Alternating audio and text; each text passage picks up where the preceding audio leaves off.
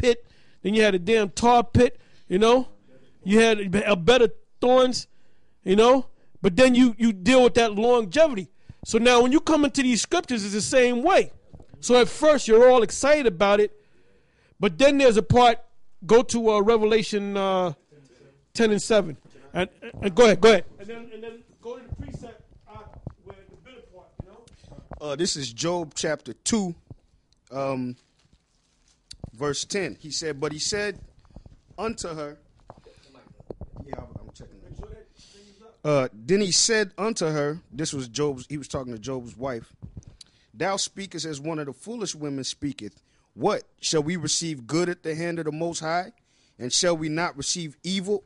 In all this did not Job sin with his lips. So like Elder Tahar is saying, you're going to have ups and downs in this truth. You know, you're going to have situations that are not going to be comfortable for you.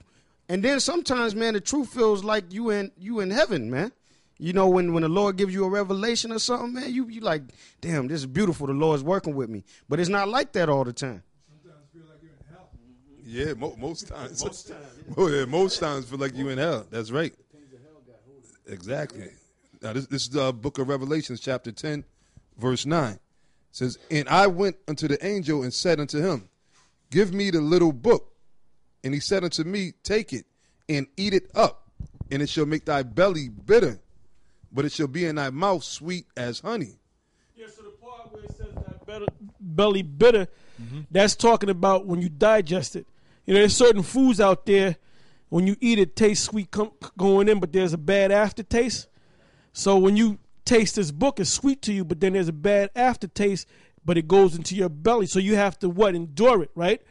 So look up the word bitter. The Greek word for bitter. Strong's G, 4087, pikrino. Pikrino.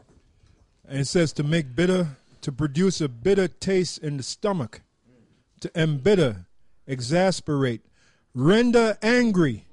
Remember the 14th Street Dairy Queen? Said, right, but you know what? Now, he said that we're bitter and angry, right?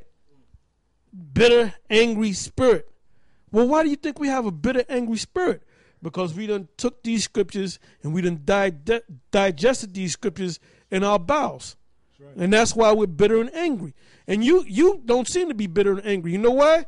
Because you nibbled on the scriptures, man. That's right. That's literally what I'm not saying it to be funny. He nibbled. You know how you nibble and shit? You know, you take a little of that, you take a little of that. It's probably how he eats, too. He's like a real fairy. He probably like a bird. He probably drinks his food out of a straw, man. That old bitch ass nigga. It says render angry, indignant, to be embittered, irritated. Bitter, angry spirit. Those guys with that bitter, angry spirit. Right. Hey, part of the reason why we're bitter and angry too, because we go out in the wintertime. Unlike you. Yep. But guess what? In my my advanced age, man, you know, I'll say it that way. I'm not gonna tell you my age. Hey, but you know what, man? I like the winter better than the damn summer, man. And when you're young, you like the summer more than the winter. Man, I don't mind the winter, man. I work in the winter, man. I'm always out in the cold, man. That's right. Hey, man, I was out there walking, and I had a T-shirt on, and it got nippy, man. Everybody had their jackets on. I had a T-shirt on. It wasn't bothering me. I know that it's cold, but I'm used to that, man. Right. I'm used to that stuff. Unlike yourself, man.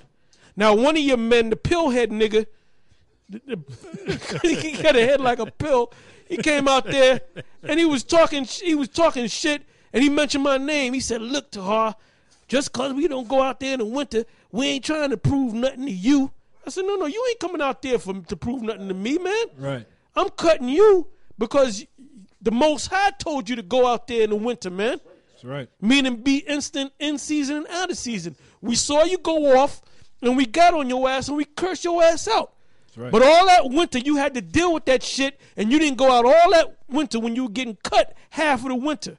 So now that it started getting nice out, now you guys come out, man. That shows you ain't diligent about that, man. Yeah. That's what the word diligent means, man. That's right.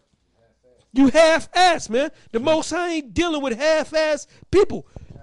give me a revelation right quick. You know what I want, brother? Revelation 3:14. If I can make mention of this, this word bitter, when you look up on the Thayer's lexicon, the word there is amarico, and that's where you get the word America you get from. the word right, exactly. Which exactly, America means bitter. Exactly.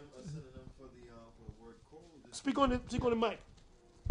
Yeah, I was saying a synonym for the word cold is bitter. Like you say, it's a bitter cold or a bitter winter. All right, so it all fits within the spirit. Right, that's right. Bitter, cold, bitter winter. That's right. That's right. And that's why the scriptures say, instant in season, out of season, reprove, rebuke with all long suffering. You know, because when you out there in the cold, you suffer, especially when it's bitter cold out there. You know? Got a real and when he said be instant, and the word instant means to be ready. You got to be ready to go out there in the face of cold, man. Right? Which we are. When we go out there, we ready. So, all right, I got to throw on some extra shorts or whatever, maybe some long johns or whatever the case is, and all right, let's go out there to the battlefield. So you got to be ready for that, man. Yeah, like making a reference to the UFC, right? Now, when those top level UFC guys train, when they get somebody into a Kimura, Americana or whatever, leg lock, guillotine, whatever. What they do, you know what they work on? They work on feeling that pain and building their pain threshold, their tolerance, right? Like this is what I heard about Rickson Gracie, which is the older brother of Royce Gracie. Now, what he does is he allows Brazilian Jiu-Jitsu black belts to put him in a full choke. I mean, he'll let him put him in a full choke, and he'll say, choke me out. And they can't choke him out because of his pain threshold, and he knows how to properly breathe and so forth. So it's the same thing with this right here. The Most High is seeing what you're made out of, man. That's why he said, go out there in the wintertime, go out there in the summertime, in season and out of season, man. So you came back and switched it around and said that, you said, well, look, I'm not going out there to prove anything to you, Tahar. And then you ain't proving nothing to me, man. You proving it to the Most High, which obviously you failed. Okay, you failed miserably, man. That's why you out there now talking shit. All right? This is Hebrews 5:12. For the time you ought to be teachers, you have need that one teach you again, which be the first principles of the oracles of the Most High, and are become such as have need of milk and not of strong meat. For everyone that useth milk is unskillful in the word of righteousness, for he is a babe. But strong meat belongeth to them that are of full age, even those who by reason of use have their senses exercised to discern both good and evil. And you guys can't discern between good and evil, because now, Nate, you're always talking about keeping the law, right?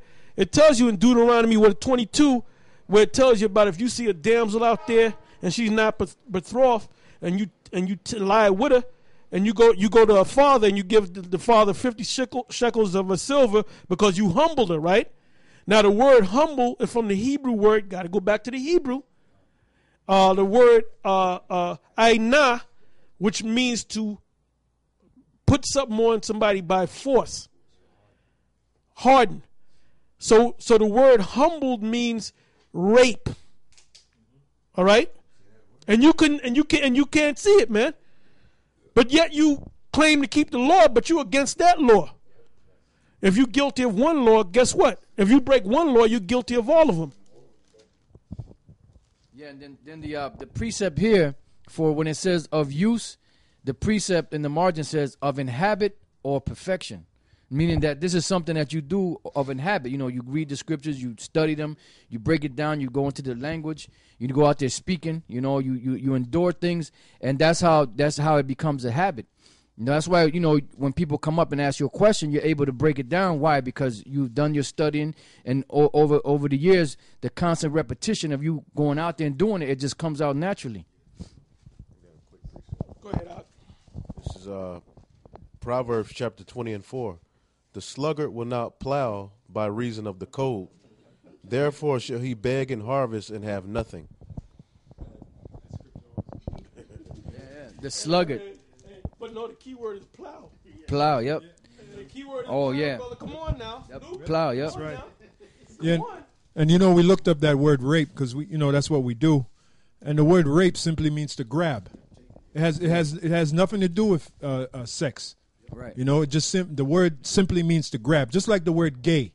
The word gay actually means happy, but what the elites have done with this new speak shit is they've taken certain words and demonized it, like rape. Like before the 1500s, rape simply means to grab.